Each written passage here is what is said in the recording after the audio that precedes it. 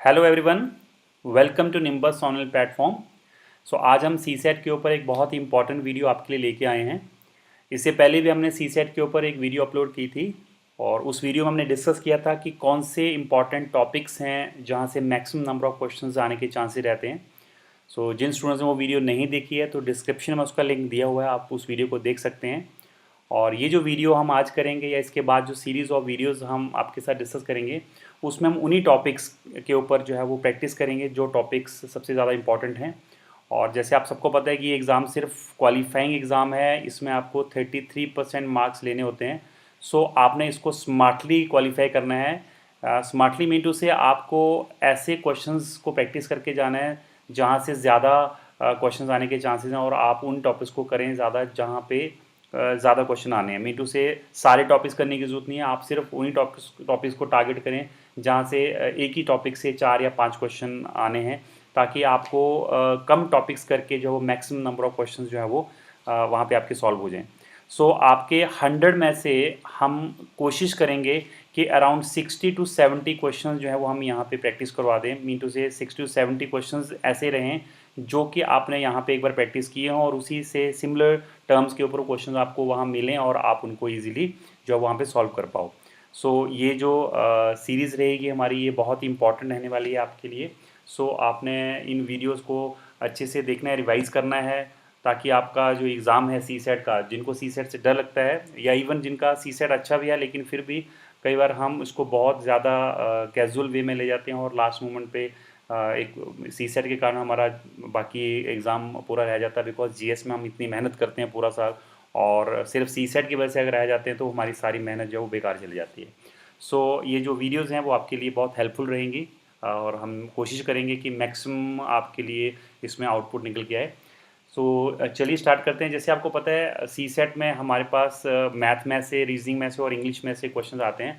तो सबसे पहले हम मैथ वाला सेक्शन करेंगे और उसमें से हम बेसिक्स कर लेते हैं, बिकॉज जब तक आपके बेसिक्स क्लियर नहीं है तब तक आपका जो मैथ के सेक्शन में क्वेश्चन है वो निकलना जो है पॉसिबल नहीं हो पाता है।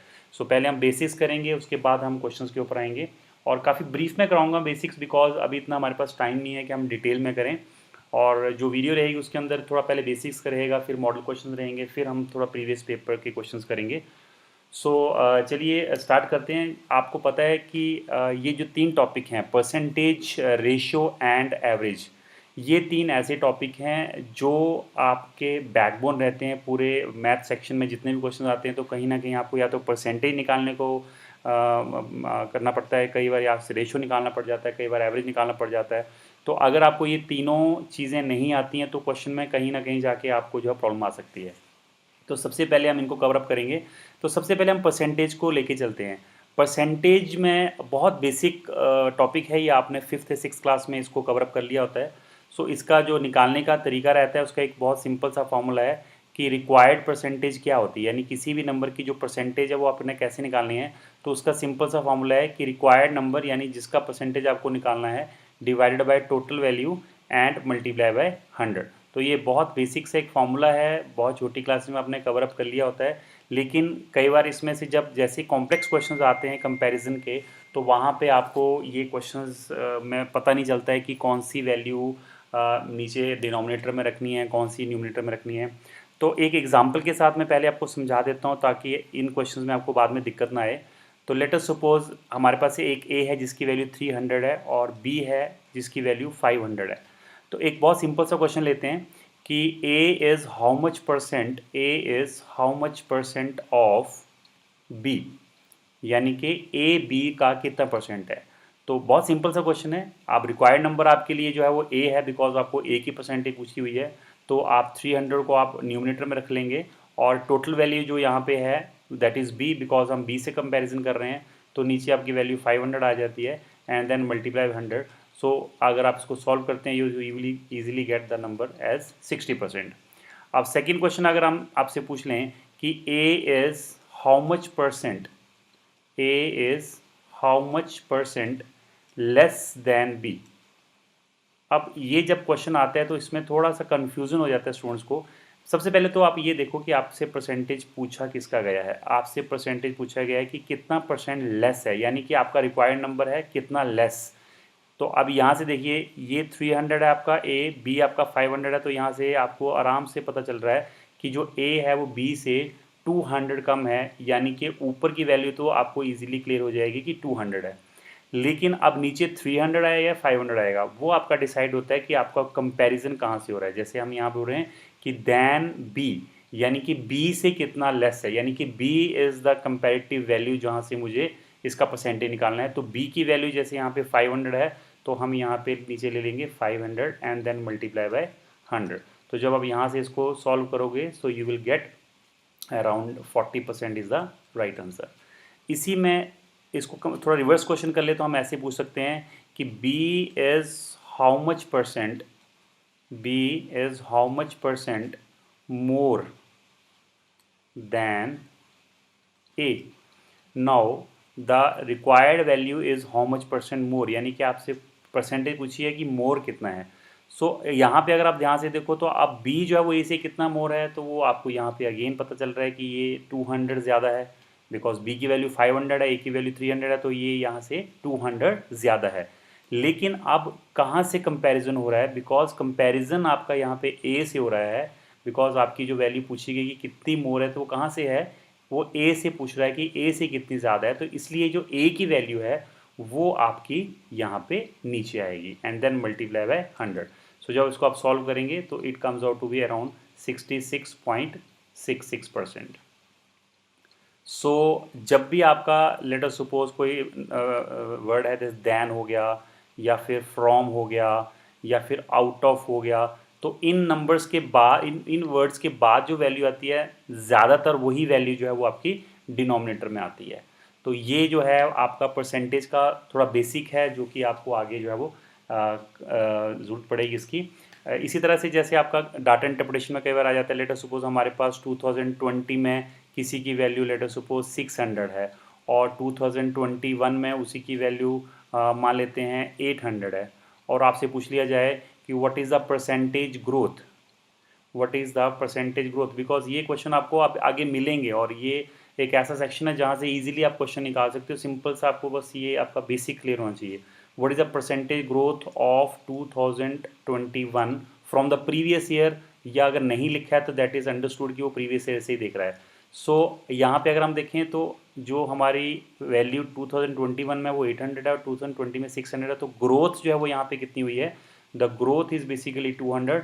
और ग्रोथ कहाँ से हुई है, वो ऑब्वियसली पिछले साल से हुई होगी, तो उसकी वैल्यू कितनी है 600, वो नीचे आ जाएगा एंड देन मल्टीप्लाई बाय 100।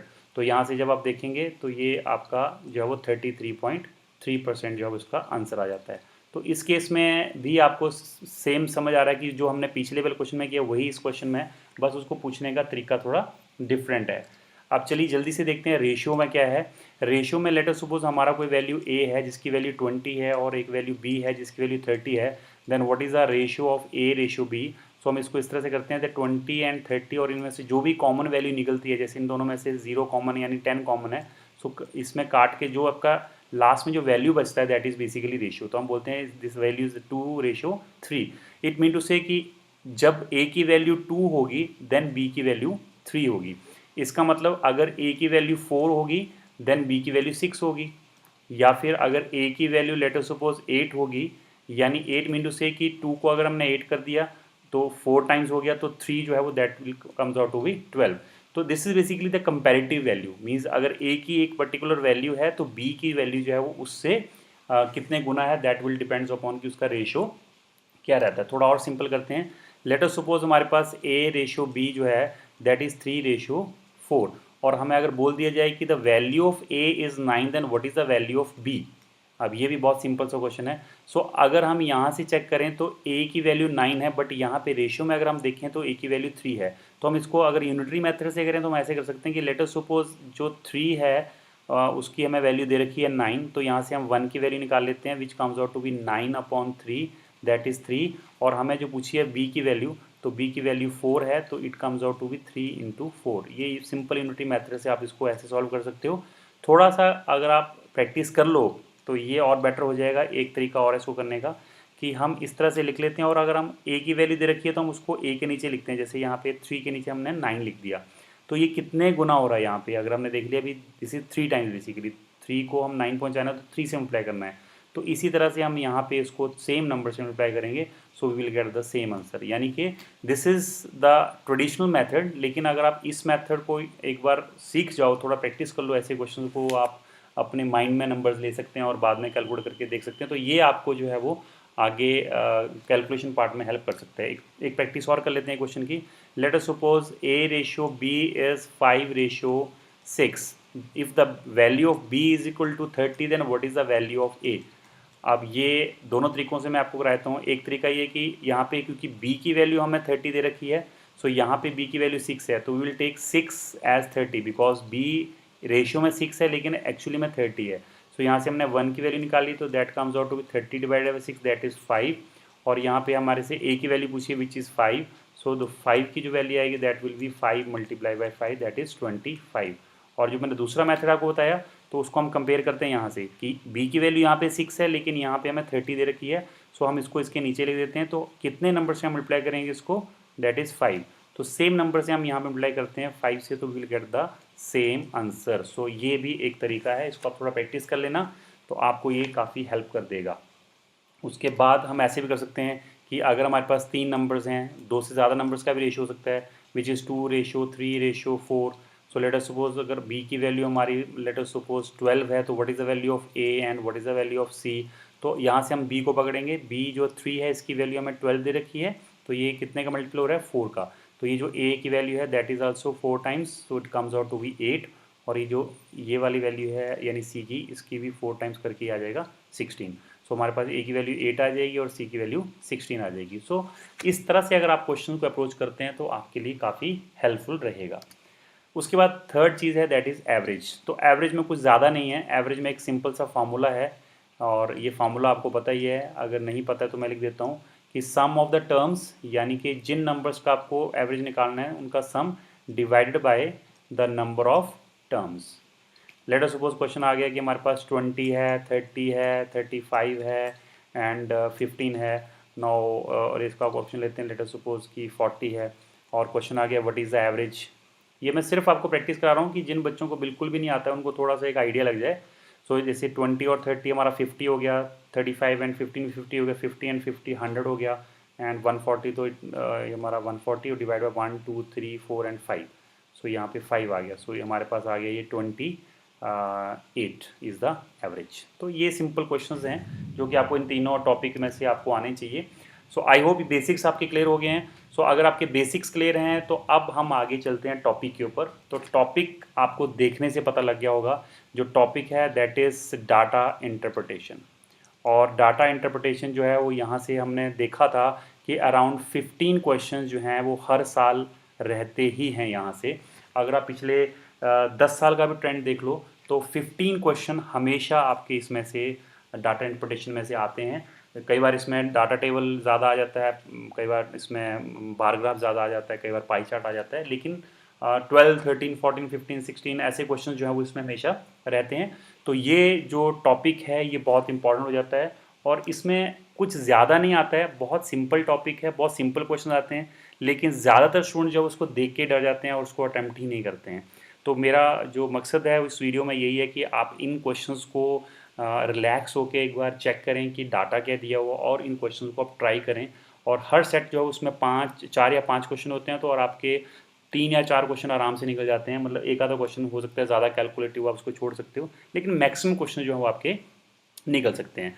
तो सबसे पहले हम इस क्वेश्चन को चेक करते हैं, इसमें क्या दिया हुआ है। इसमें 3 कंपनीज दे रखी हैं X, Y एंड Z, और उनका जो है वो कंपनीज का प्रोडक्शन जो है वो आपको दे रखा है। तो आपने इसमें ना कुछ की वर्ड्स होते हैं जो कि आपने ध्यान में रखने हैं और उन्हीं कीवर्ड्स के ऊपर आगे क्वेश्चन दिए होते हैं। तो 3 फ्लेवर्स की आपकी हैं X, Y एंड Z जो है वो आपके 3 फ्लेवर्स हैं बेसिकली। ये एक कंपनी है और ये 3 फ्लेवर्स हैं इसके, एक X फ्लेवर है, एक Y फ्लेवर है और एक Z फ्लेवर है, और इनकी प्रोडक्शन जो है वो उसमें दे रखी है। और डाटा आपको दिया हुआ, तो डाटा बहुत सिंपल डाटा है। अगर ऐसा डाटा मिल जाए तो फिर क्वेश्चन बहुत ही ईजिली निकल जाता है, बिकॉज यहाँ पे आपको ईजिली यहाँ पे दिख रहा है। जैसे 2005 का अगर हम डाटा देखें तो इसमें जो ये एक्स फ्लेवर है, ये वाई फ्लेवर है और ये थर्ड जेड फ्लेवर है, और इसकी जो डायरेक्शन होती है यहाँ से हम आइडिया लग जाता है कि कौन सा डायग्राम जो है किसका है। तो यहाँ से आपको देखने से लग रहा है ये जो ओपन सा है थोड़ा सा, इसमें बड़े बॉक्सेस हैं, ये जैसे ये है, ये बेसिकली आपका x है, यहाँ पे ये भी x है आपका, ये भी x है, ये भी x है, और बीच वाला जो है वो आपका ये वाला दैट इज़ y। तो यहाँ पे ये y है, यहाँ पे ये y है, और इसकी वैल्यू इजीली पता चल रही है। यहाँ पे देखिए 50 वैल्यू है इसकी, x की वैल्यू 50 है, ये देखिए y की वैल्यू कितनी है, यहाँ पे दिस इज़ 50, दिस इज़ 60, तो यहाँ पे कितना हुआ ये, दिस इज बेसिकली 55। इसी तरह से अगर हम ये वैल्यू देखें तो ये वैल्यू यहाँ से आप चेक करेंगे तो ये वैल्यू कितनी है यहाँ पे, अगेन 55। सो इस तरह से डाटा रीड, जैसे अगर हम यहाँ पे देखें z की वैल्यू कितनी है, 2010 में z की वैल्यू कितनी है, तो यहाँ से अगर आप चेक करेंगे तो इससे बेसिकली 40। तो सबसे पहला काम तो आपका वहाँ खत्म हो जाता है जहाँ पे आपको डाटा रीड करने आ गया। अब आपको डाटा रीड करने आ गया है तो अब हम क्वेश्चन पे आ जाते हैं नेक्स्ट।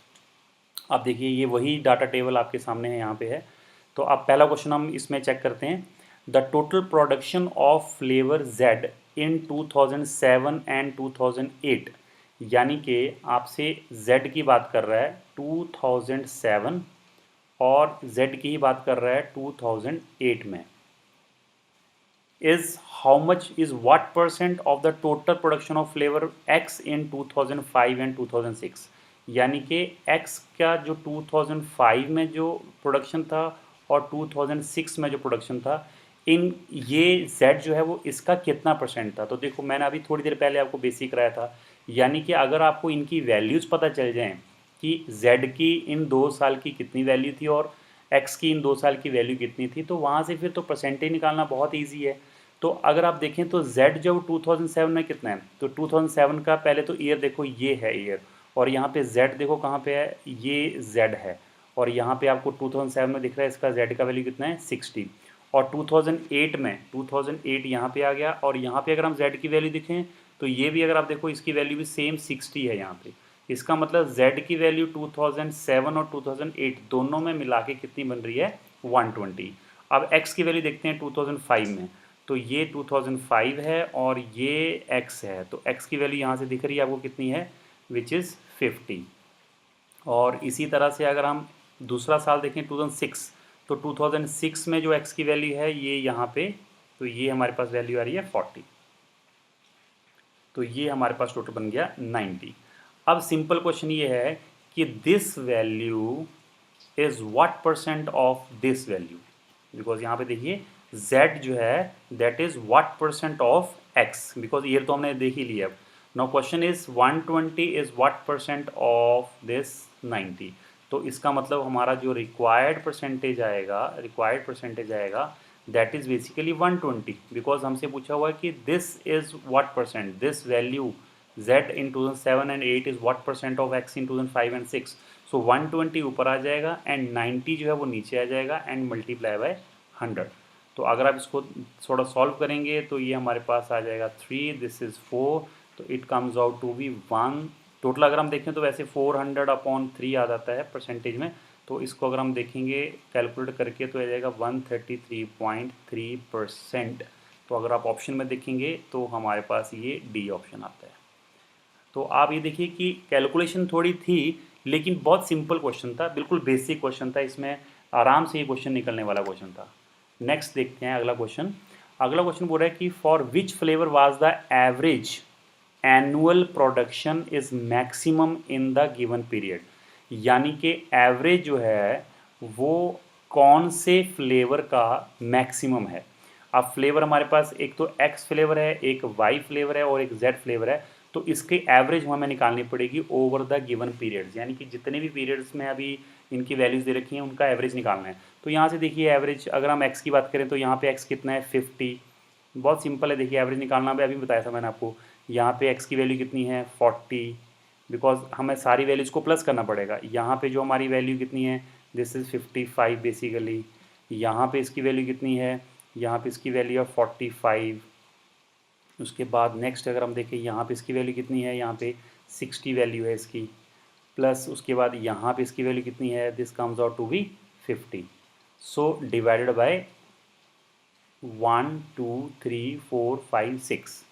सो क्योंकि तीनों में ही एवरेज निकाल रहे हैं तो आप प्लस करके डिवाइड करने की ज़रूरत नहीं, बिकॉज एक ही सबसे सेम ही नंबर से डिवाइड कर रहे हैं, तो अगर आप नहीं भी करोगे डिवाइड तब भी चल जाएगा। अब वाई की जल्दी से करते हैं। यहाँ पे वैल्यू कितनी है इसकी 55 वैल्यू है ये। उसके बाद आपका सेकंड नंबर पे जो y है यहाँ पे इसकी 60 वैल्यू है। उसके बाद जो आपका नेक्स्ट है यहाँ पे ये है y, तो इसकी वैल्यू है 50। इसकी वैल्यू आपकी बन रही है 50 ना, इसकी वैल्यू है हमारे पास y जो है ये 2007 में जो y है, यस, इसकी वैल्यू है 50 अगेन। और उसके बाद आपका यहाँ पे y ये है, इसकी वैल्यू है 55। और उसके बाद आपका this is y, this is comes out to be 50 and next is this one, और ये वैल्यू हमारी 55 अगेन डिवाइड बाय 6। इसी तरह से अगर हम z का करें, ये मैं बिल्कुल आराम से करा रहा हूँ ताकि जिनको लगता है कि ये टफ़ क्वेश्चन है उनको पता चले कि बहुत सिंपल क्वेश्चन है, बस थोड़ा सा पेशेंस चाहिए होता है और इसको बिल्कुल ध्यान से करना होता है। यहाँ पे देखिए ये 45 है इसकी वैल्यू, बिकॉज यहाँ से अगर हम देखें तो ये दिस यहाँ से आ रही है इसकी वैल्यू, दिस इज़ 45। उसके बाद z की वैल्यू यहाँ देखें तो दिस इज़ 50। उसके बाद अगर हम देखें ये वैल्यू यहाँ पे आ गई, इसकी वैल्यू 60। और उसके बाद ये हमारा पास आ गया again 60। Next is this one and this value is 45 plus this last one and last is basically 40 divided by 6। now अगर हम यहाँ से प्लस करते हैं तो लास्ट में 5 and 5 0 और 1 5 1 6 हमारा 12 and 16 and 5 21 25 and 30 divide by 6। यहाँ पे देखते हैं 5 5 and 5 15, 1 carry 5 5 5 5 and 5 1 2 3 4 5 25 25 and 1 carry 26 26 and 6 32 divide by 6 and 5 from 5 10 1 carry 1 2 this 6 6 4 4 this is 20 and 5 and 4 9 and 1 10, तो this again comes out to be 300 divide by 6। ये plus आप आराम से कर सकते हैं। अब यहाँ से डिवाइड ना भी करें तब भी आपको दिख रहा है कि इसने जो बोला है मैक्सिमम एवरेज किसका है, तो अगर डिवाइड नहीं भी करेंगे तब भी दिख रहा है कि इसी का होगा, बिकॉज इसका नंबर जो है वो बड़ा है।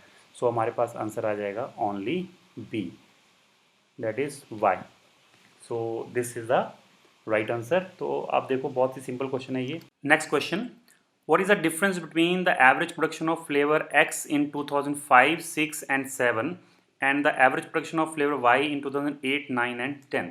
So बहुत सिंपल क्वेश्चन है ये भी। इसमें हमने ये देखना है कि जो X का जो प्रोडक्शन है 2005, 2006 एंड 2007 में, और जो Y का प्रोडक्शन है दैट इज़ इन 2008, 2009 एंड 2010, इन दोनों का एवरेज का डिफरेंस कितना है।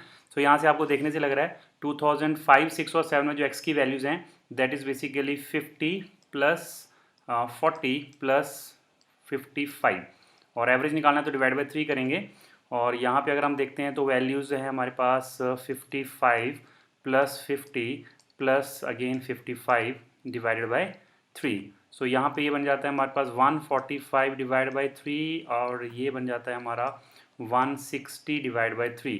सो या तो पहले एवरेज निकाल लो डिवाइड करके, या फिर पहले इनका डिफरेंस निकाल लो। तो इनका डिफरेंस सिंपली आपको दिख रहा है यहाँ से 15 डिवाइड बाई 3, तो यहाँ पे काट के अगर हम देखें तो दैट इज़ 5। और ये 5 क्योंकि हमारे पास यहाँ पे लैक्स में दे रखी हैं बॉटल्स, तो हमारा आंसर आएगा 5 lakhs, that is D option is the right answer. तो इस तरह से ये क्वेश्चन हमारा सॉल्व हो जाता है। नेक्स्ट क्वेश्चन पे चलते हैं, question number 4। So what is the approximate decline. Now again आपको डिक्लाइन देखना है Z 2010 में as compare to the production of Z in 2008, यानी कि जो 2008 में जो Z की वैल्यू आई है प्रोडक्शन में, वो 2010 में जब हम गए तो उसका डिक्लाइन कितना परसेंट हुआ। तो 2008 में अगर हम देखते हैं तो Z की जो वैल्यू है, यहाँ से देखिए 8 में Z की वैल्यू यहाँ पे कितना आ रहा है 60। सो यहाँ पे ये 60 है, और दूसरी 2010 में जो इसकी वैल्यू है वो हमारे पास आ रही है 40।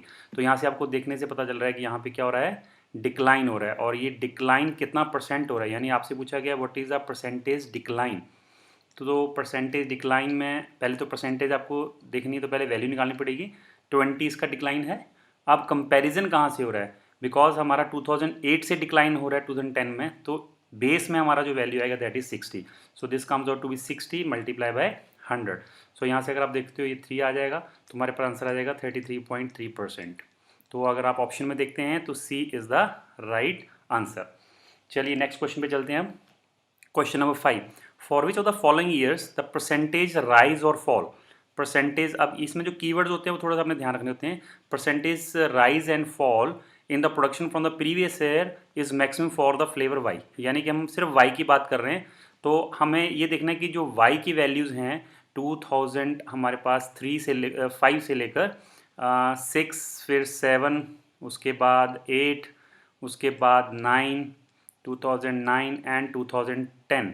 तो इसमें डिक्लाइन हो रहा है या इंक्रीज़ हो रहा है, तो उसमें कितना इंक्रीज़ हो रहा है परसेंटेज में, सबसे ज़्यादा कहाँ पे है।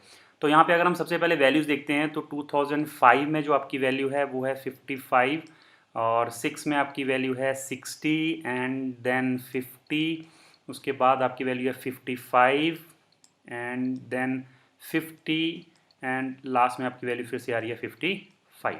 सो अब क्योंकि प्रीवियस ईयर से ही हम कंपैरिजन करते हैं जब भी हम राइज या फॉल देखते हैं, तो यहाँ पे अगर हम देखते हैं तो 2006 में जो हमारे पास फॉल या राइज हो रहा है, यहाँ पे देखिए 55 से 60 हो रहा है, तो फिर तो ये राइज हो रहा है। कितने का राइज हो रहा है? 5 का राइज हो रहा है आउट ऑफ, अब कहाँ से राइज हो रहा है? ये 55 से।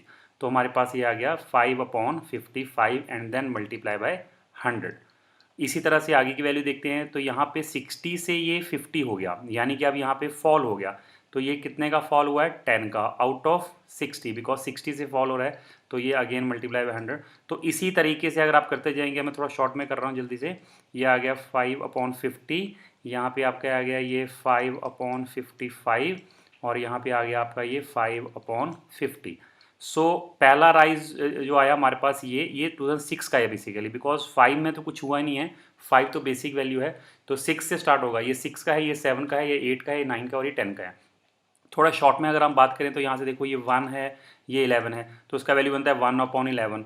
अगर आप 100 को छोड़ दें तो परसेंटेज में आपको याद होगा, अगर आपने पहले किया हो नहीं किया हो तो आप निकाल सकते हो इनटू 100 करके, लेकिन अब क्योंकि जिनको याद है वो सीधा भी कर सकते हैं। The value is 9.09%। यहाँ पे देखते हैं तो ये 1/6 आता है, और 1/6 परसेंटेज में अगर हम बात करें तो बेसिकली 16.66% होता है। इस तरह से ये 10 आ गया हमारे पास, तो दिस इज़ 1/10, सो ये होगा हमारे पास 10%। तो ये सारी वैल्यूज़ अब हमारी जो आ रही हैं वो परसेंटेज में आ रही हैं। और इसी तरह से यहाँ पे आ गया 1/11, तो ये हमारे पास 1/11, so comes out to be 9.09%। और हमारे पास लास्ट में जो आ गया दिस इज़ 5/50, दैट इज़ 1/10, तो दिस इज़ बेसिकली 10%। तो यहाँ से आराम से आप देख सकते हो जो हमारा आंसर है दैट इज़ 16.6%। सो पहला साल तो 2006 का था, सेकंड ईयर जो आया है ये हमारे पास 2007 का आया है। तो अब हाईएस्ट जो हमारे पास सेकंड वाले में आ रहा है दैट इज़ 2007 में। तो यहाँ से अगर हम देखें तो B is the right answer, that is 2007। तो ये हमारा 5th क्वेश्चन हो गया। नेक्स्ट हम करते हैं 6th क्वेश्चन। अब ये रेशियो के ऊपर बेस्ड क्वेश्चन है। What is the ratio of the production of the Y flavour in 2006, 5, 6 and 7, और आपका 2000 जेड का 2008, 9 एंड 10। तो सबसे पहले हम देखते हैं वाई का 2005, 2006 एंड 2007 में। तो अगर आप वाई का देखते हैं 2005, 6 और 7 में, तो ये बनता है 55, और ये 60 एंड देन 50, यहाँ पे हमारे पास वैल्यू आ गई इनकी, और टोटल बन गया हमारे पास ये 165। और अगर हम देखते हैं Z का 2008, 2009 एंड 2010 में, तो ये वैल्यूज़ बनती हैं हमारे पास 60, 45 एंड 40। सो यहाँ पे ये सारी वैल्यूज़ आप यहाँ से देख सकते हैं। देखो थोड़ा सा अगर आपने प्रैक्टिस कर लिया है तो आपको अब आइडिया लग रहा होगा कि बिल्कुल देख के भी आप पता लगा पा रहे होंगे। सो ये हमारे पास बन जाता है 145। सो रेशियो जो बोली है वो y पहले बोला है, z बाद में बोला है। तो रेशियो में भी जो पहले बोला होता है उसको हमने आगे लिखना होता है, जो बाद में बोला होता है उसको बाद में लिखना होता है। So it comes out to be 165 ratio 145। So अगर आप इसको 5 से काट देते हैं तो 5 3 ज़ा 15 एंड 5 3 ज़ा 15, और यहाँ पे 5 से कटे हो 5 2 ज़ा 10 एंड 5 9 ज़ा 45। सो हमारे पास आंसर आता है 33 ratio 29, that is B is the right answer. So इस तरह से हमारा ये क्वेश्चन भी आराम से निकल जाता है। तो आपने देखा होगा क्वेश्चंस बहुत ईजी हैं, थोड़े से कैलकुलेटिव हैं। अब चलते हैं नेक्स्ट क्वेश्चन की तरफ। अब इसमें आप देखिए ये जो ग्राफ में लेके आया हूँ ये 2021 का एक्चुअल पेपर का क्वेश्चन है। 3 क्वेश्चन का ये सेट था 2021, यानी लास्ट ईयर में ये क्वेश्चन आया था, और इसमें भी सिमिलर ही क्वेश्चन था, लेकिन इसमें थोड़ा सा प्रॉब्लम यहाँ पे आता है बिकॉज ये जो वैल्यूज़ हैं थोड़ा यहाँ पे आपको खुद करके जजमेंट से आपको ये क्वेश्चंस की वैल्यूज़ देखनी पड़ेंगी। अदरवाइज़ ये क्वेश्चन अगेन सेट बहुत सिंपल सेट है ये। तो इसमें क्या दे रखा है आपको, प्रोडक्शन दे रखी है again P Q R S की 90 से 95 के बीच की, और ये वैल्यूज़ हैं पी क्यू आर एस की। तो इन वैल्यूज़ को आपको थोड़ा सा अच्छे से ध्यान से देखना है कि क्या इनकी एक्चुअल वैल्यूज़ हैं, और उसके हिसाब से आपके क्वेश्चन जो है वो आगे आपको सॉल्व करने पड़ेंगे। तो चलिए क्वेश्चन देखते हैं। पहला क्वेश्चन इसके अंदर क्या पूछा गया है। इसमें पूछा हुआ है कि in which year the growth rate of the total production of all the products is highest in over the previous year. यानी हर साल जितने भी प्रोडक्ट्स हैं, सब प्रोडक्ट्स का जो वैल्यू है, टोटल वैल्यू, वो प्रीवियस ईयर से जो ग्रोथ है वो कौन से साल में सबसे ज़्यादा है। यानी कि आपको ये 1990, 91, 92, 93 में इंडिविजुअल इन चारों प्रोडक्ट्स में जितनी भी वैल्यूज़ इनकी हैं उनको प्लस करना पड़ेगा, और फिर देखना पड़ेगा कि कौन सा ऐसा साल है जिसमें सबसे ज़्यादा ग्रोथ जो है वो पिछले साल के कंपैरिजन में निकल के आई थी। तो इसको हम कैलकुलेट करने की कोशिश करते हैं। तो वैल्यूज़ को थोड़ा आपको ध्यान से देखना पड़ेगा। जैसे यहाँ पे ये देखिए पी की वैल्यू है यहाँ पे, तो ये 20 है, तो यहाँ पे ये काम थोड़ा आपका टास्क रहता है। और यहाँ पे 40 है, ये क्योंकि यहाँ से दिख रही है आपको, ये देखिए 40 है। तो इसको करने का इसके दो तरीके हैं। या तो अगर आपके पास कोई स्केल है, अगर पेपर में क्वेश्चन आता है तो कैसे करना है, अगर आपके पास स्केल है तो स्केल से आप थोड़ा सा इसको स्केल के थ्रू ऐसे पैरेलल सी लाइन बना के आइडिया लग जाता है। या फिर अगर आपका स्केल नहीं है तो पेपर है, उसको आप फोल्ड करके उस वे से आप उसको पैरेलल सा एक वैल्यू जो है वो लाइन सी बन जाती है, वहाँ से आपको आइडिया लग जाएगा। तो यहाँ पे मैं थोड़ा सा अप्रॉक्सीमेशन के हिसाब से थोड़ा आइडिया लगा के आपको सारी वैल्यूज़ बता सकता हूँ। यहाँ पे देखिए आर जो है वो 80 और 100 के बीच में है, तो दिस इज़ बेसिकली 90। इसी तरह से दिस इज़ 100 और 120 के बीच में है, सो दिस इज़ 110। तो इसी तरह से इसकी वैल्यू थोड़ा सा 20 से ऊपर है, तो ये 25 के आसपास है। ये तो दिख रही है सामने 40 है। उसके बाद हमारे पास ये अराउंड 80 है। एस की वैल्यू काफ़ी ये ऊपर से 160 ही लग रही है यहाँ पे। और यहाँ पे पी की वैल्यू अगर देखें तो ये फिर से हमारे पास 40 है। ये क्यू की वैल्यू यहाँ पे 105 के आसपास लग रही है, बिकॉज थोड़ी सी ज़्यादा है। तो ये 105 है, ये भी 105 दिख रही है, बिकॉज सेम है दोनों। एस की वैल्यू जो है वो ऊपर है, 160 से ऊपर है, 180 से नीचे है, तो ये हमारे पास 170 के आसपास आ जाएगी। इसी तरह से ये पी की वैल्यू 30 के आसपास लग रही है। क्यू की वैल्यू जो है वो 60 लग रही है, और ये 60 से थोड़ी सी ऊपर लग रही है, तो 65 लेके चल सकते हैं इसको हम। थोड़ा बहुत अप्रॉक्सीमेशन इसमें चल जाता है। इस तरह से 120 और 140 के बीच में है, तो ये 130 के आसपास लग रही है। और ये जो वैल्यू है वो आपका 80 और 60 के बीच में है, तो ये 70 के आसपास होगी आपकी वैल्यू। ये तो सिंपल दिख रही है 40 है। उसके बाद आर की वैल्यू जो है वो 120 है, ये तो आराम से दिख रही है हमें। एस की वैल्यू 80 है। पी की वैल्यू अगर हम देखें यहाँ से, तो ये आपके पास आ रही है अराउंड 50, बिकॉज ये दोनों के बीच में आ रही है 40 और उसके। क्यू की तो 60 ही दिख रही है, और ये जो है हमारे पास 100 है, और ये हमारे पास जो आ रही है वो 80 आ रही है। तो ये टास्क थोड़ा सा एक है जहाँ पे आपको ध्यान से करना है। उसके बाद का क्वेश्चन बहुत इजी है। अब आप देखिए 1990 में अगर हम देखते हैं, अगर हम 1990 में देखते हैं तो वैल्यूज़ कितनी है, 40 और 20 60 और 90 150 150 एंड 110, तो it comes out to be 260। तो ये प्लस तो मेरे ख्याल से आप आराम से कर लेंगे। इसके बाद 1991 में जो है वो इसका टोटल बन रहा है हमारा, ये बन गया हमारा 305। और 1992 में आपका बन रहा है 101 210, ये बन गया 420। उसके बाद 1993 में आपका बन जा रहा है 30 60 90 90 एंड ये बन गया आपका 285। उसके बाद आपका 1994 में जो बन रहा है that is comes out to be 310। और 1995 में आपका बन रहा है 50 और 60 110 210 एंड 290, राइट। अब यहाँ पे क्योंकि इसने ग्रोथ पूछी है, देखिए यहाँ पे ग्रोथ हो रही है हमारी प्लस का है, यहाँ से भी आपकी ग्रोथ हो रही है, ये भी प्लस है आपका, बट यहाँ पे डिक्रीज़ हो रहा है, तो इसको हमें कैलकुलेट करने की कोई ज़रूरत नहीं है। अब यहाँ पे देखिए ये भी प्लस हो रहा है, तो ये ले लेना है, लेकिन यहाँ पे जो डिक्रीज़ हो रहा है देखने की ज़रूरत है, बिकॉज यहाँ पे हमें बोला हुआ है कि ग्रोथ बताना है, आपको ग्रोथ रेट बताना है। तो जो डिक्रीज़ वाला यानी जिसमें कम हो रहा है उसको हमें लेने की ज़रूरत नहीं है। अब यहाँ पे अगर आप देखो तो 260 से 305, यानी कि ये आपका 45 का इंक्रीज़ हो रहा है, और आउट ऑफ कहाँ से हो रहा है ये 260। ग्रोथ हमेशा प्रीवियस ईयर से देखते हैं। ये अगर हम देखें 305 से 420 बन रहा है, तो ये हमारा 115 बन रहा है, और कहाँ से बन रहा है 305 से बन रहा है। और यहाँ पे अगर हम देखें 285 से 310, तो ये 25 इंक्रीज हो रहा है, और कहाँ से हो रहा है 285 से। अब यहाँ पे अप्रॉक्सीमेटली थोड़ा सा आपने देखना है, देखो पॉइंट लगाना पड़ेगा, पॉइंट के बाद ये 450 है, तो ये 1 पॉइंट समथिंग, मतलब 1 समथिंग आएगा, बिकॉज 260 मल्टीप्लाई 2 करेंगे तो 520 हो जाएगा। मतलब पूरा कैलकुलेट करने की जरूरत नहीं है, आप थोड़ा सा एक आइडिया लगा सकते हो। अब यहाँ पे अगर हम देखते हैं तो पॉइंट लगेगा यहाँ पे, और ये आ जाएगा 1150, और इसको जाएंगे तो ये अराउंड 3 से कट जाएगा हमारा।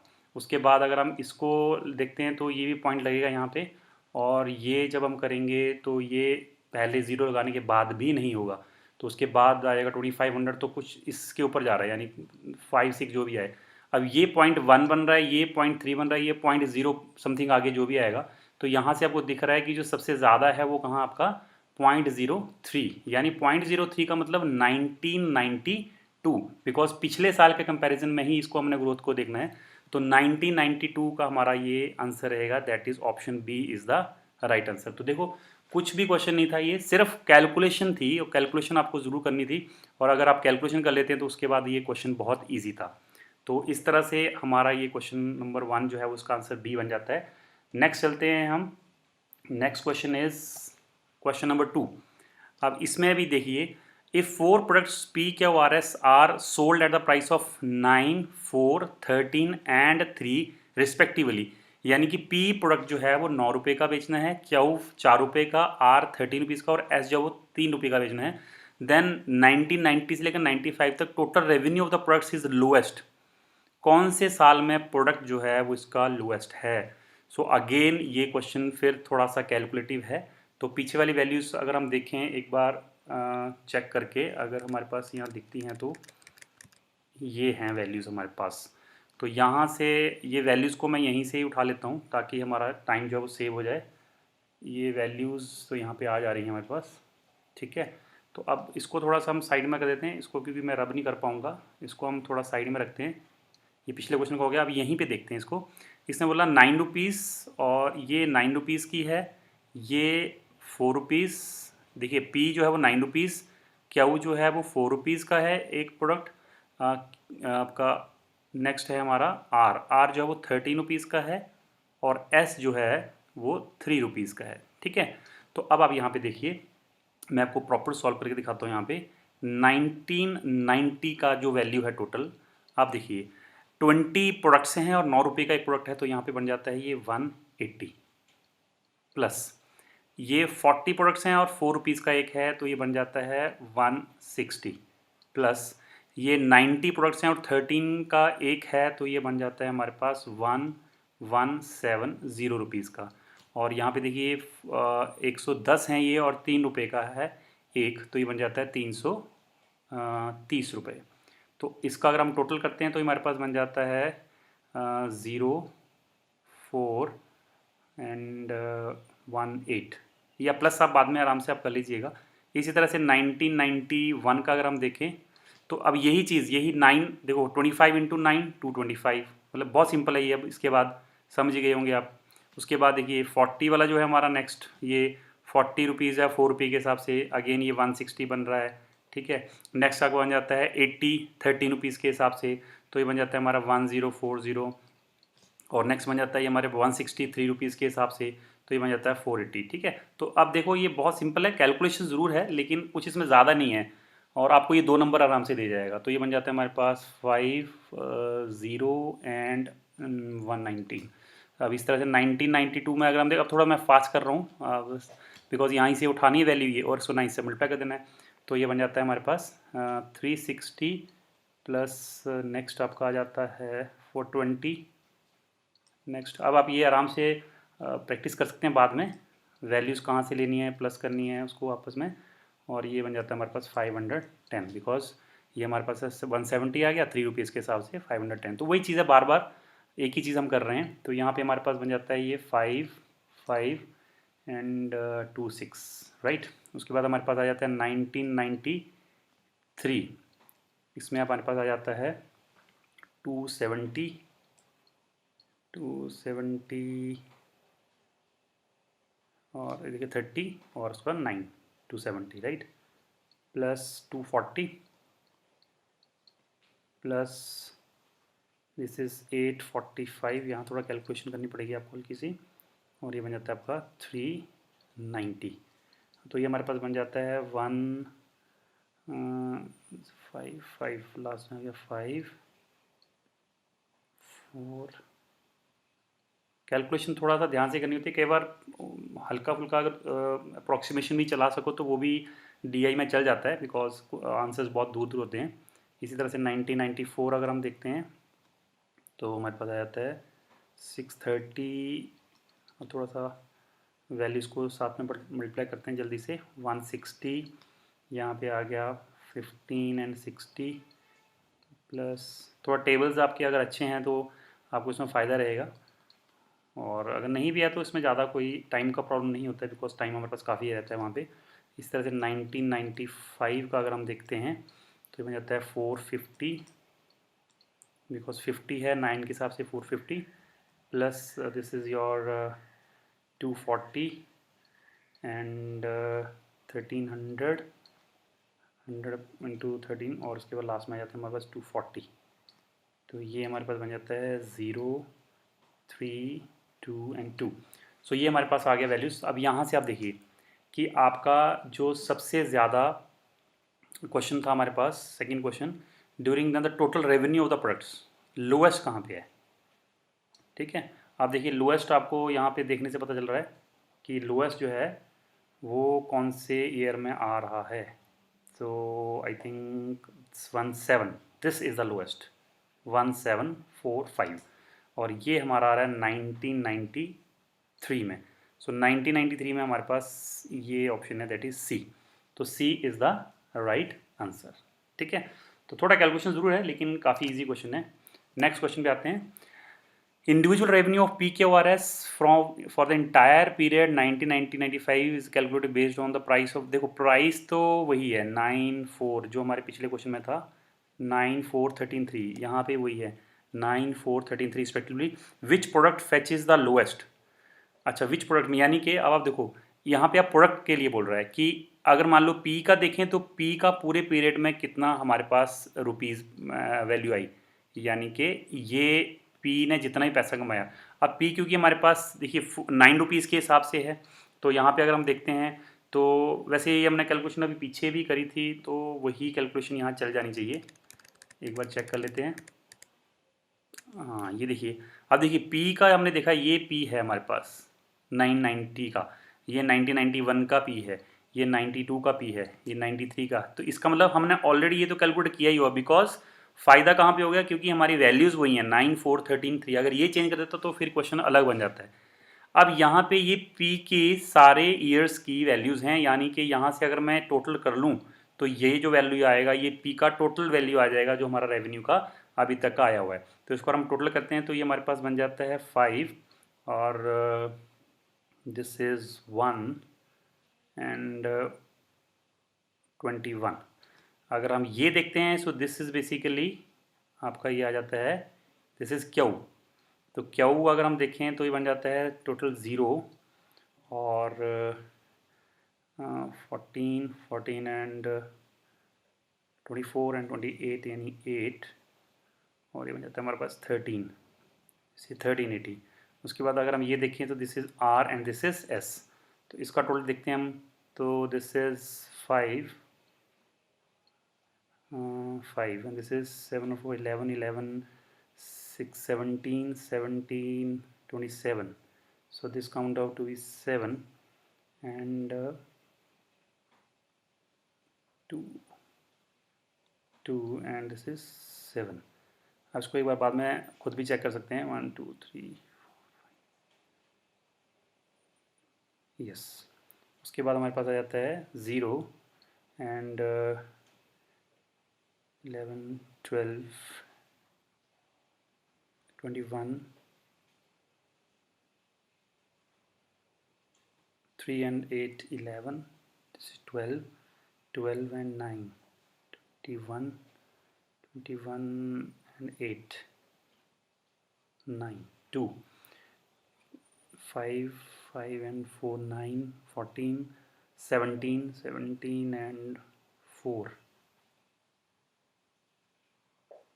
17 and 4, 21। सो ये हमारे पास वैल्यूज़ आ रही हैं। अब इसके हिसाब से अगर हम देखें, सो क्वेश्चन पूछा था कि which is has the lowest revenue. तो लोएस्ट रेवेन्यू अगर हम देखें कौन सा प्रोडक्ट जो है वो लोएस्ट रेवेन्यू दे रहा है, तो यहाँ से आपको दिख रहा है कि क्याऊ जो है वो 1380 रुपीज़ दे रहा है हमें, राइट। तो 1380 रुपीज़ यानी कि प्रोडक्ट आपका जो है वो सबसे कम जो दे रहा है दैट इज़ क्याऊ दे रहा है। तो यहाँ पे हमारे पास बी ऑप्शन जो है वो ये राइट आंसर है। मतलब ये कैलकुलेशन जो आपने पिछले क्वेश्चन में करी थी वही क्वेश्चन इसमें भी आपके यूज़ हो गई। तो इसका राइट आंसर आ जाएगा हमारे पास बी। ये पिछले का था, ये इसका है, राइट। तो इस तरह से हमारे पास ये थर्ड क्वेश्चन भी निकल गया।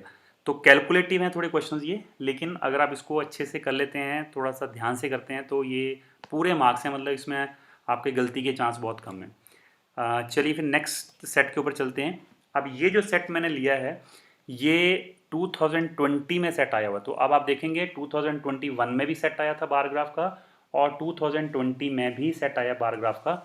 और इसके अंदर जो है वो टोटल 5 क्वेश्चंस हैं।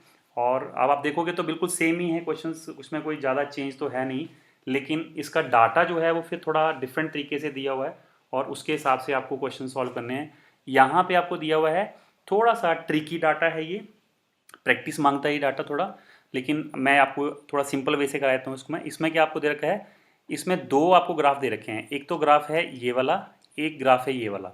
तो पहला जो ग्राफ है देखो यहाँ पे यहाँ सिंबल दिया होता है, ये डार्क वाला जो ग्राफ है ये है सप्लाई ऑफ डिमांड।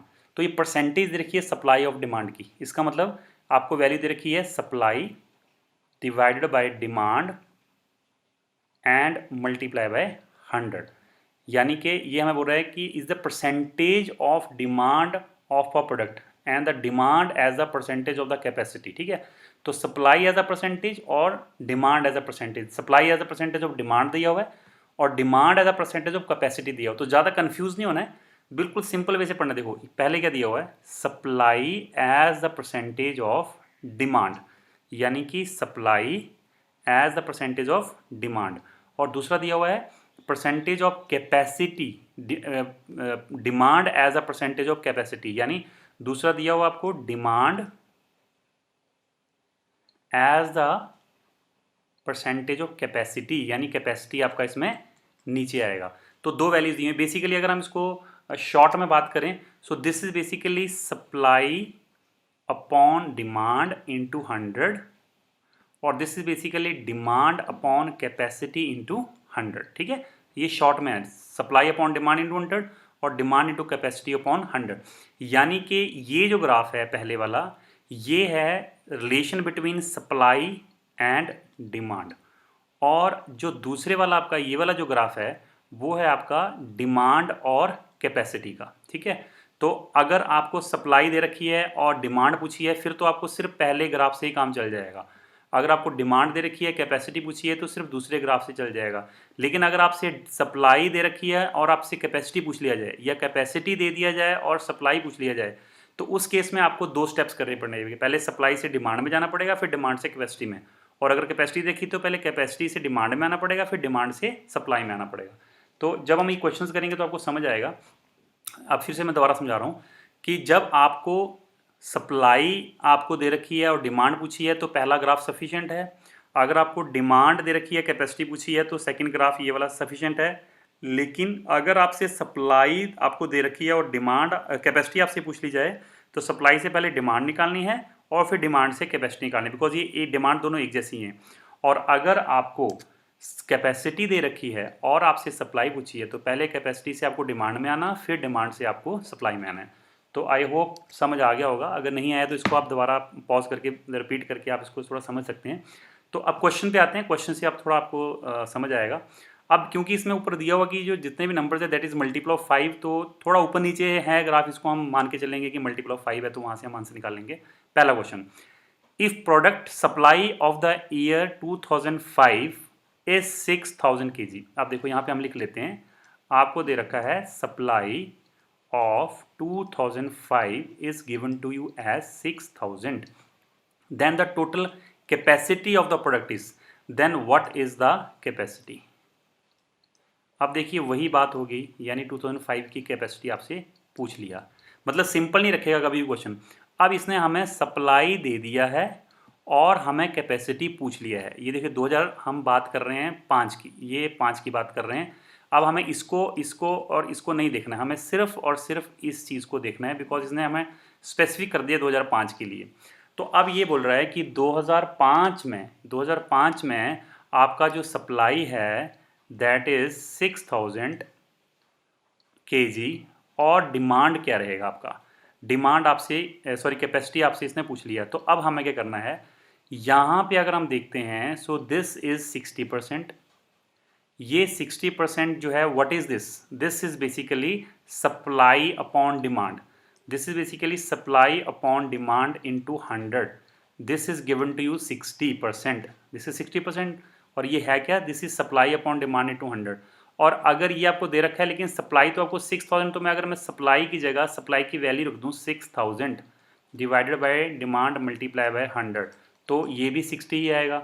अब डिमांड को अगर मैं इधर ले जाता हूँ राइट, और ये 60 फिर इधर नीचे डिवाइड हो जाएगा, तो ये आ जाएगा 6000 divide by 60 and multiply by 100, तो यहाँ से आपका ये वैल्यू कट जाता है, तो ये हमारे पास आ जाता है 10,000। अब हमने क्या निकाल लिया, हमने अभी डिमांड निकाल लिया।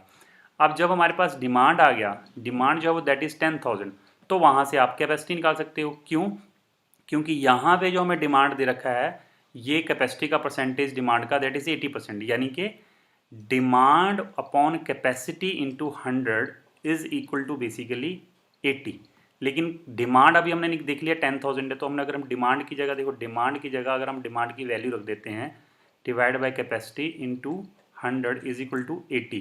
अब इसको थोड़ा सा आप रिवर्स करेंगे यहाँ से जैसे हमने पहले किया, तो आपका जो कैपेसिटी आ जाएगा वो आ जाएगा 10,000 divide by 80 and multiply by 100। ठीक है, ये थोड़ा क्रॉस मल्टीप्लिकेशन आपको आता ही होगा। तो यहाँ से अगर हम देख लें तो this comes out to be 5 and this comes out to be 4, और ये आ गया हमारे पास 25, और ये बन गया 12,500। सो हमारे पास आंसर आ जाता है A is the right answer. ठीक है, ये मैंने बिल्कुल ट्रेडिशनल मेथड से कराया। इसको शॉर्ट करने का तरीका होता है, अगर आप रेशियो वाला जो मैंने आपको पहले बताया तो समझ आ गया, तो मैं उससे भी करवा देता हूँ एक बार। तो उसको कैसे करते हैं, देखिए यहाँ पे हमारे पास सप्लाई अपॉन डिमांड जो है that is supply upon demand that is 60%, which is basically 3/5, और यहाँ पे हमारे पास जो डिमांड अपॉन कैपेसिटी है that is basically 80%, 80% mean to say 4/5। अब यहाँ पे इसने बोल दिया कि सप्लाई जो है दैट इज़ 6000, ये मैंने वो मेथड जो मैंने आपको पहले कराया था उस तरह से करा रहा हूँ मैं। तो this is basically a multiple of 2000, तो यहाँ से अगर हम 5 को भी उसी नंबर से मल्टीप्लाई करते हैं तो यू विल गेट 10,000 राइट। अब यहाँ से आपने ये वैल्यू उठानी है, ये है वैल्यू डिमांड की, तो ये डिमांड की वैल्यू आप यहाँ रख दो, डिमांड की वैल्यू भी सेम ही है 10,000, तो यहाँ पे ये किससे मल्टीप्लाई हो रहा है हमारा 2500 से, तो यहाँ पे सब कैपेसिटी निकालनी है, तो इसको भी मैं 2500 से मल्टीप्लाई करना पड़ेगा। So you will get again the same question. तो मतलब अगर आप इसको समझ पाओ तो ये तो और भी छोटा है, लेकिन कई बार जो स्टूडेंट्स पहली बार कर रहे होते हैं उनको ये समझ कम आता है, तो इसलिए मैंने दोनों मेथड बता दिए हैं। तो आप इनमें से कोई भी एक मेथड प्रैक्टिस कर सकते हैं। ठीक है, चलिए नेक्स्ट क्वेश्चन है, if the capacity of the industry to produce the product remains constant at 10,000 rupees, यानी कि इसका जो कैपेसिटी है ये वाला पार्ट, ये हर साल इसने 10,000 के ऊपर फिक्स कर दिया, तो बताइए what is the average of supply. ठीक है, अब फिर वही बात आ गई, हमें पूछा सप्लाई है तो हर साल का कैपेसिटी 10,000 है, तो वहाँ से हम निकालेंगे डिमांड। अब ये डिमांड और ये डिमांड एक ही चीज़ है, बिकॉज एक साल में डिमांड दोनों में सेम रहेगी, तो ये डिमांड से फिर हम बाद में निकालेंगे सप्लाई। तो अब इसको कैसे करेंगे, सबसे पहले तो हम देखते हैं हमारा कैपेसिटी का जो वो दे रखा है हमारे पास, जो रिलेशन दे रखा है वो हमें दे रखा है डिमांड के साथ। तो हम पहले ये वाला ग्राफ जो है उसको यूज़ करेंगे। तो कैपेसिटी 2003 की अगर हम बात करते हैं पहले, क्योंकि हर साल का अलग अलग निकालना पड़ेगा, तो डिमांड अपॉन कैपेसिटी जो दे रखा है हमें 2003 में, वो दे रखा है 80%। 80% अगर हम देखें यहाँ पे तो 80/100 होता है, लेकिन कैपेसिटी जो है वो तो 10,000 है। ये जो हमारे पास कैपेसिटी है ये तो इसने यहाँ पे बोल दिया 10,000 हर साल में। ठीक है, तो अगर कैपेसिटी 10,000 है तो इसको हमें किससे मल्टीप्लाई करना पड़ेगा 10,000 तक जाने के लिए, दिस इज 100। तो इसका मतलब डिमांड को भी हमें 100 से मल्टीप्लाई करना पड़ेगा अगर एक्चुअल वैल्यू निकालनी है। तो हमारे पास डिमांड की जो वैल्यू आ जाएगी वो आ जाएगी हमारे पास ₹8,000। अब ये डिमांड है और इस डिमांड को यूज़ करके हम क्या निकालेंगे, अब सप्लाई। अब 2003 में अगर हम देखें सप्लाई और डिमांड का ये अप्रॉक्सीमेटली 60% है, तो सप्लाई अपॉन डिमांड ये हमारे पास आ रहा है 60%, दैट इज 60/100। अब इसमें से अगर हम देखें तो डिमांड जो यहाँ पे थी हमारे पास 8,000, तो यहाँ पे वही डिमांड रहेगी। इसका मतलब ये जो 100 है बेसिकली, इसकी वैल्यू यहाँ से आप निकाल लो तो ये बन गया हमारे पास 8,000, क्योंकि हमने ऊपर निकाल ली थी। अब इसका मतलब इसको हमें किससे मल्टीप्लाई करना पड़ रहा है, 800 से। तो अगर मुझे सप्लाई निकालनी है तो इसको भी मुझे किससे मल्टीप्लाई करना पड़ेगा, 800 से। तो ये हमारे पास आ जाएगा 4800। सो ये हमारा आ गया बेसिकली सप्लाई ऑफ 2003। तो ये हमने निकाल दिया सप्लाई ऑफ 2003 विच इज़ 4800। तो इस मेथड से आपने 2004 का निकालना है, फिर 5 का। मैं थोड़ा फास्ट करूँगा इस चीज़ को, बाद में आपने थोड़ा पॉज करके इसको ये देख लेना कि इसके डाटा जो देख सकते हो आप। यहाँ पे देखो डिमांड अपॉन कैपेसिटी की जो रेशियो है that is basically 90%, that is 90/100। लेकिन यहाँ पे अगेन ये हमारे पास 10,000 दे रखा है, तो यहाँ से ये हमारे पास आ गया 9,000। कहाँ से आया वो आप एक बार प्रैक्टिस कर लेना, ऊपर वाले के हिसाब से देख लेना। उसके बाद हमारे पास सप्लाई अपॉन डिमांड, तो सप्लाई अपॉन डिमांड है 70% है, यानी 70/100 है। लेकिन यहाँ पे ये तो हमें ऊपर निकाला था 9,000, तो उसको हमने यहाँ यूज़ किया तो ये हमारे पास आ गया 6,300। तो ये देखिए ये आ गया हमारे पास सप्लाई ऑफ 2004। ये हमारे पास आ गया अब sorry this is demand of 2004, तो दिस इज़ सप्लाई ऑफ 2004। तो ये वाला डाटा हमें चाहिए बेसिकली। इसी तरह से अगर हम 2005 की बात करते हैं तो demand upon supply is equal to 80% है ये, तो 80/100। तो अब सेम ही आ जाएगा यहाँ पे। तो इसका जो ये वाला हमारा 10,000 है, तो ये हमारे पास आ जाएगा 8,000, और इस 8,000 को हमने नीचे यूज़ किया, तो सॉरी डिमांड अपॉन कैपेसिटी है ये, है ना। और यहाँ पे आ गया हमारे पास सप्लाई अपॉन डिमांड, तो सप्लाई अपॉन डिमांड यहाँ पे 60% है, तो 60% आएगा, तो यहाँ पे ये अगेन 8,000 है, तो ये हमारे पास आ जाएगा 4800। तो ये हमारे पास रिक्वायर्ड सप्लाई आ गया फॉर 2005। फिर आ जाते हैं हम 2006 में। तो 2006 में अगर हम देखें तो डिमांड अपॉन कैपेसिटी जो है ये हमारे पास आ जाती है 60%। तो 60% का मतलब ये वही 10,000 है यहाँ पे, तो ये हमारे पास आ जाएगा 6,000, और इस 6,000 को हम नीचे यूज़ करते हैं यहाँ पे, that is supply upon demand. और सप्लाई अपॉन डिमांड जो है वो हमारे पास है 90%, दैट इज़ 90/100। तो ये हमारे पास अगर 6,000 है तो ये हमारे पास आ जाएगा 5,400। तो ये 5,400 आ गया सप्लाई ऑफ 2006। तो अब आप यहाँ पे देखिए अप्रॉक्सीमेट एवरेज पूछा है। अब देखिए यहाँ पे सप्लाई जो है हमारे पास 2003 में ये आ गया हमारे पास 4,800 प्लस ये हमारे पास आ गया 6,300 प्लस यहाँ पे आ गया 4,800 प्लस यहाँ पे आ गया 5,400 डिवाइडेड बाय 1, 2, 3 एंड 4। अब यहाँ पे आप देखिए ज़रा, इसको थोड़ा सा हम सेपरेट कर लेते हैं समझने के लिए। तो यहाँ पे आप देखिए 4 आ गया, तो ये 0 सब में आ गया, दूसरा 0 आ गया, 4 और 8 12, 12 और 3 15, 15 एंड 8 15 एंड 8 23, दैट इज़ 2, और 4 to 6 6 12 12 and 4 16 16 and 5 21। तो ये हमारे पास आ गया 5 4 जा 20, 13 4 3 जा 12 and 1 4 2 जा 8 and 20 and 4 3 2 5। तो इसने अप्रॉक्सीमेट ही बोला हुआ है बिकॉज यहाँ पे थोड़े से वैल्यू हल्की फुल्की ऊपर नीचे हैं। तो 4325 के जो आसपास का जो नंबर है वो हमारा आंसर होगा, that is B option is the right answer. ठीक है, सो ये अगेन कैलकुलेटिव ज़रूर है, लेकिन इसका आंसर जो है वो डेड श्योर जो आएगा आपका बिल्कुल सही आएगा। ठीक है, चलिए नेक्स्ट क्वेश्चन करते हैं। If the product supply remains unchanged, again वही बात आ गई कि ये जो सप्लाई है दैट इज़ कांस्टेंट। अब इसने बोला कि जो हमारी सप्लाई है that is constant, then the trend of the industry capacity, तो फिर कैपेसिटी क्या होगी, बढ़ेगी घटेगी या क्या होगा। अब यहाँ से देखो कि अगर सप्लाई यहाँ पे हम देखें, देखो सप्लाई से हमें डिमांड निकालना पड़ेगा, डिमांड से फिर हमें बाद में कैपेसिटी निकालना पड़ेगा। अब यहाँ पे देखें तो ये जो वैल्यू है ये दोनों वैल्यूज़ जो हैं वो छोटी हैं, और जब हम यहाँ पे जाते हैं तो ये दोनों वैल्यूज़ बड़ी हो गई हैं, ठीक है। तो ऑब्वियस ही बात है कि यहाँ पे जब हम वैल्यू निकालेंगे सप्लाई से डिमांड की, वो यहाँ बढ़ जाएगी, और फिर डिमांड से जब कैपेसिटी निकालेंगे तो वो भी बढ़ जाएगी। लेकिन जब हम वापस अगले साल पहुँचेंगे, ठीक है, तो अब क्योंकि ट्रेंड की बात कर रहा है, सिर्फ सिर्फ ट्रेंड पूछ रहा है हमसे, राइट। अब यहाँ जब यहाँ से यहाँ थे तो फिर नीचे आ रहा है ये, और इसका ग्राफ भी यहाँ पे नीचे आ रहा है, यानी कि पहले यहाँ से इनकी वैल्यूज़ बढ़ेंगी और बाद में इनकी वैल्यूज़ यहाँ घटेंगी, और फिर यहाँ पे अगर आप देखोगे तो ये ऊपर जा रहा है और ये नीचे आ रहा है, राइट। तो वैल्यू जो है वो ऊपर नीचे हैं, मतलब पहले बढ़ रही हैं फिर घट रही हैं। तो अब यहाँ पे बोला कि इंडस्ट्री कैपेसिटी स्टेडली इंक्रीजेज। अब ये चीज़ आप पढ़ के आपको पता लग जाएगी नहीं हो सकती, बिकॉज स्टेडली इंक्रीजेज का मतलब यहाँ इंक्रीज हो रही है तो फिर यहाँ भी इंक्रीज होनी चाहिए थी, फिर यहाँ भी इंक्रीज होनी चाहिए थी। लेकिन यहाँ पे क्योंकि पहले तो इंक्रीज हुआ और बाद में अगर हम देखें तो डिक्रीज हो रहा है, तो इसका मतलब पहला ऑप्शन तो आंसर नहीं हो सकता।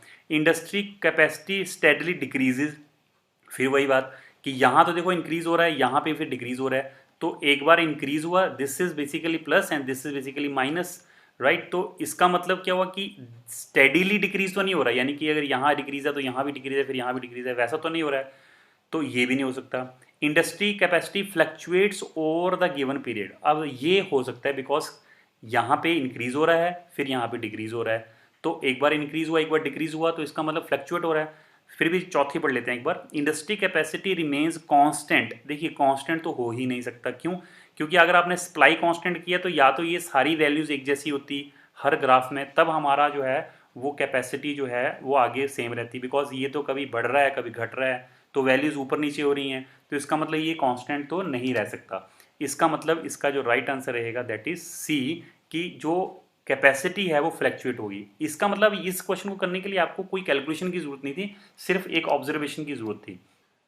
नेक्स्ट क्वेश्चन करते हैं, the year that shows the highest increase in the difference between the industry capacity and supply over the previous year, यानी कि पिछले साल के हिसाब से अगले साल का कैपेसिटी और सप्लाई का जो डिफरेंस है वो सबसे ज़्यादा हाईएस्ट इंक्रीज कहाँ पे है, अगर हम डिमांड को 10,000 के ऊपर कर दें हर साल के लिए। यानी कि हमारे पास डिमांड जो है वो इसने बोल दिया कि हर साल कितनी है, 10,000। अगर आपकी देखिए डिमांड हर साल आपको दे रखी है 10,000 के हिसाब से, तो इसका मतलब क्या है कि वहाँ पे आप कैपेसिटी निकाल सकते हो और सप्लाई निकाल सकते हो। क्यों? क्योंकि डिमांड से ही आपका सप्लाई निकल जाता है और डिमांड से ही आपका कैपेसिटी निकल जाता है। तो क्वेश्चन तो ये बहुत ईजी है, लेकिन निकालना पड़ेगा। तो जैसे हमने पहले किया था वैसे ही करते हैं। पहले हम 2003 में करते हैं। देखिए तो 2003 में यहाँ देखते हैं, अगर हम देखें तो सप्लाई अपॉन डिमांड जो है, सप्लाई अपॉन डिमांड जो है 60% है, यानी कि 3/5 है। लेकिन यहाँ पे इसने मुझे बोल दिया कि जो डिमांड है वो 10,000 है। फिर वही तरीका है करने का जो मैंने पहले बताया था। तो ये बेसिकली 2,000 से मल्टीप्लाई हो रहा है। इसका मतलब यहाँ पे जो सप्लाई है वो भी 2,000 से मल्टीप्लाई हो जाएगी, तो हमारे पास इसका आंसर कितना आएगा, 6,000 का। यानी कि सप्लाई जो है वो हमारे पास 6,000 आ रही है।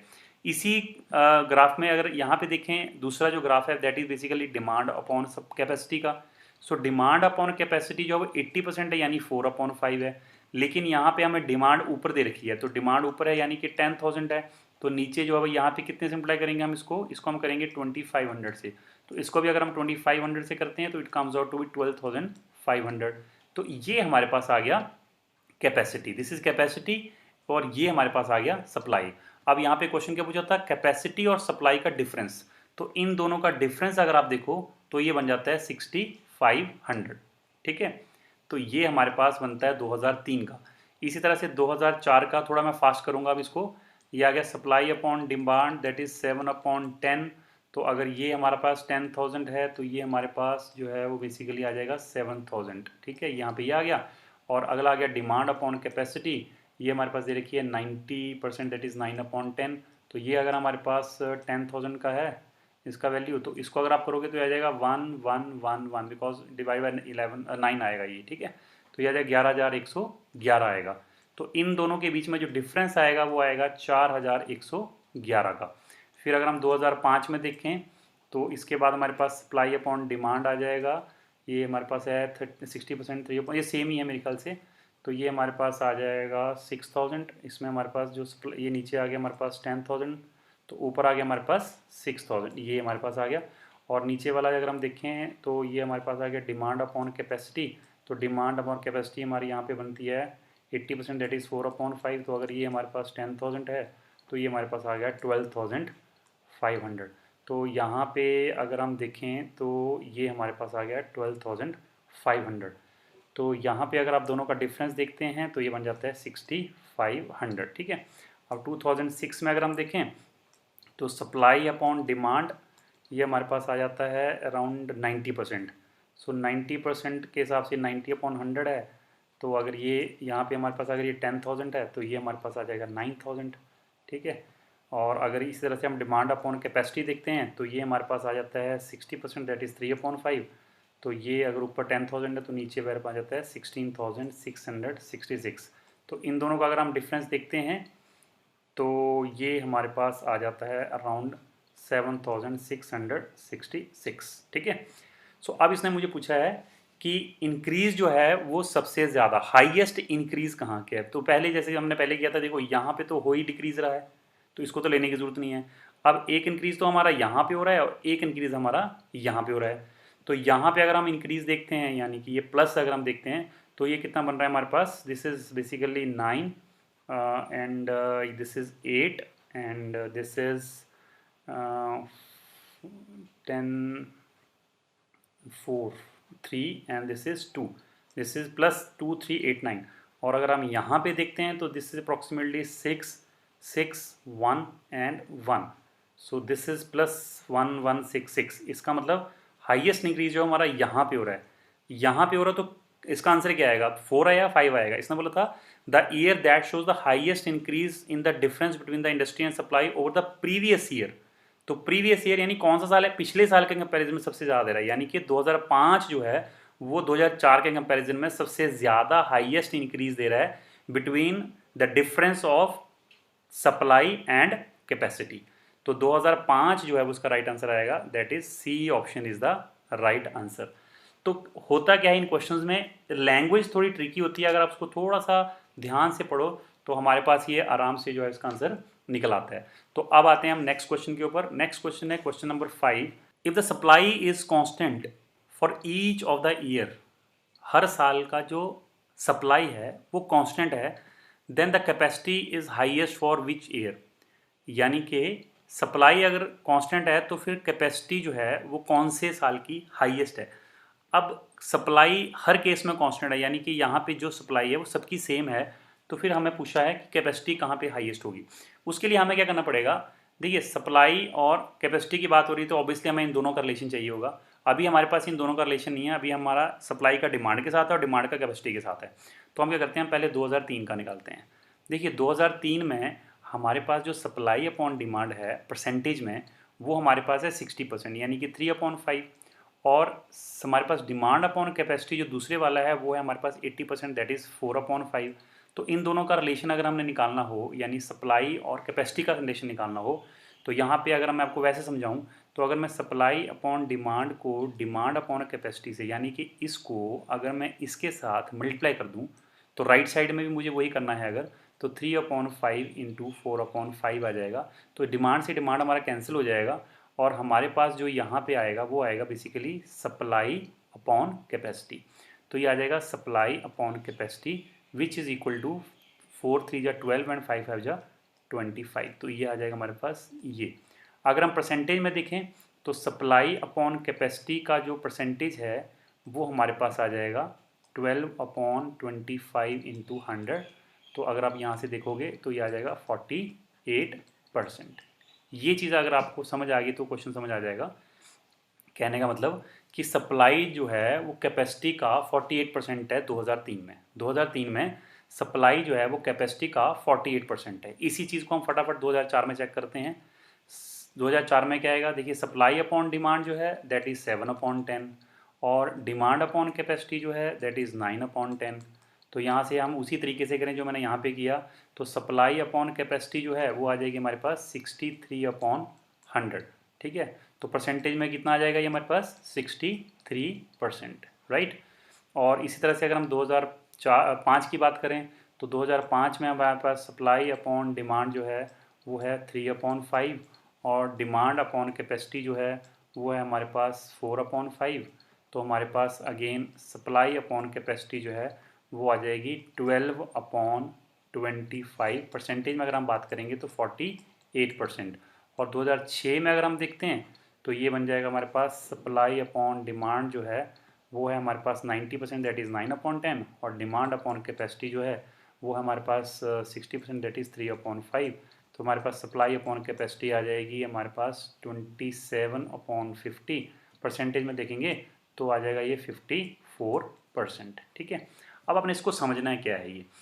यहाँ पे जो सप्लाई है आपकी 2003 में जो आपकी सप्लाई है that is basically 48% of capacity. ठीक है, और यहाँ पे अगर हम देखें 2004 में तो सप्लाई जो है वो 63% ऑफ कैपेसिटी। लेकिन 48% ऑफ द कैपेसिटी जो है वो अगर इक्वल है 63% ऑफ द कैपेसिटी के। क्यों? क्योंकि सप्लाई जो है ना वो कांस्टेंट है हमारे में, यानी कि 48%, ये देखिए 48% ऑफ द कैपेसिटी जो आ रहा है सप्लाई यानी कि 2003 में, और 63% ऑफ द कैपेसिटी आ रहा है जो यानी कि 2004 में, वो दोनों बराबर हैं। इसका मतलब यहाँ पे जो है वो कैपेसिटी ज़्यादा हुई, क्योंकि इसका 48% करके भी सप्लाई जो है वो इसके 63% करने के बाद आ रही है, यानी इसका 63% लेना पड़ रहा है और इसके 48% से काम चल जा रहा है। इसका मतलब यहाँ पे जो इसकी टोटल वैल्यू कैपेसिटी है वो ज़्यादा होगी और यहाँ पे जो है वो कैपेसिटी कम होगी। इसका मतलब जिसका ये परसेंटेज वैल्यू ज़्यादा है उसका कैपेसिटी कम है। तो इसका मतलब ये तो हो नहीं सकता, बिकॉज हमें पूछा है हाईएस्ट कहाँ पे कैपेसिटी, ये भी नहीं हो सकता। अब यहाँ पे 48% आ रहा है, ये भी 48% आ रहा है, यानी 48% ऑफ द कैपेसिटी यहाँ पे जो है सप्लाई और यहाँ पे जो 48% ऑफ द कैपेसिटी है सप्लाई, वो दोनों बराबर हैं। लेकिन थोड़ा सा अगर हम यहाँ पे देखें, ये 2005 है और ये 2003 है, तो 2005 ये है, 2003 जो है वो ये है। तो यहाँ पे क्या है कि ये पूरा 60% है, यहाँ पे ये पूरा 60% है, लेकिन ये 60 से थोड़ा ज़्यादा है। अब क्योंकि ये ग्राफ तो इन्होंने डाल दिया है बट ये थोड़ा सा ज़्यादा है, तो वैल्यू ऑब्वियस ही बात है इसकी थोड़ी ज़्यादा आएगी, यानी कि ये 48% से थोड़ी ज़्यादा आएगी वैल्यू। हो सकता है 49% आए, हो सकता है 40 या 50% आ जाए, लेकिन जितनी भी आएगी इसकी कम रहेगी, इसकी ज़्यादा आएगी, बिकॉज ये ग्राफ जो है वो अगर आप थोड़ा फिर से ध्यान से देखो, ये ग्राफ जो है वो ऊपर जा रहा है। इसका मतलब 2003 में ये जो 48 है, बेसिकली 48 नहीं 49 भी हो सकता है, 50 भी हो सकता है, लेकिन ये एग्जैक्ट है हमारा 48। इसका मतलब सबसे कम जो परसेंटेज में 48% ऑफ कैपेसिटी यहाँ पे है, जिसका बाकियों के साथ बराबर आ रहा है सप्लाई में। इसका मतलब 2005 जो है वहाँ पे जो आपका सप्लाई है वो सबसे ज़्यादा रहेगा। तो यहाँ पे हमारे पास आंसर आ जाएगा C, that's it, 2005 is the right answer. ठीक है, तो अगेन ये क्वेश्चन भी कैलकुलेटिव जरूर था, लेकिन एक बार अभी आपको ये ज़रूर लग रहा होगा कि ये जल्दी जल्दी से सर कर दे रहे हैं, ये तो बहुत मुश्किल है। लेकिन बिलीव मी, अगर आप इसको एक बार प्रैक्टिस कर लो, दो मैक्सिमम 2 या 3 बार प्रैक्टिस कर लो, तो ये जो चीज़ है वो आपके माइंड में बिल्कुल एकदम से बैठ जाएगी। और ऐसा नहीं है कि ये इसी क्वेश्चन में यूज़ होगी, ये जो तरीका है वो डीआई के मैक्सिमम 40 to 50% में यूज़ होता है। यानी रेशियो बनाया, रेशियो से कंपेयर किया, कंपेयर से हमने आंसर निकाल लिया। तो आप अभी आगे भी मैं कुछ क्वेश्चंस कराऊंगा तो आपको पता लगेगा कि ये जो तरीका है, यही तरीका जो है वो डीआई में हर जगह आपके काम आएगा। और इवन आपके रेशियो के क्वेश्चंस जो सिंगल लाइनर आते हैं वहाँ पे भी ये जो तरीका है बहुत ज़्यादा यूज़ होके आपके बहुत सारे क्वेश्चन इसमें निकल सकते हैं। तो इस तरह से हमारा ये 5th क्वेश्चन हो गया। तो ये आज के लिए फिर यही वीडियो यहाँ पे हम कंप्लीट कर रहे हैं। और आई होप जो हमने क्वेश्चंस किए हैं वो आपको समझ आए होंगे। जिसको आपको लगता है थोड़ा सा फास्ट हुआ है वो पीछे जाके पॉज करके उसको कैलकुलेशन को एक बार चेक करके देख सकता है, क्योंकि कैलकुलेटिव ज़रूर है ये क्वेश्चन, लेकिन इसके आंसर्स जो है वो एग्जैक्ट आंसर्स आते हैं और आपका ये मार्क्स जो है इसमें इसमें गलत होने का चांस बहुत कम रहता है। कोई सब्जेक्टिविटी नहीं है, यानी कि अगर आपका आंसर सही है तो फिर वो सही रहेगा। ऐसा नहीं है कि जैसे कई बार पैराग्राफ होता है उसके अंदर क्वेश्चन 2 या 3 क्वेश्चन एक जैसे लगते हैं आंसर्स उसके, तो उसमें हमें मुश्किल रहती है उसको सही आंसर करने में।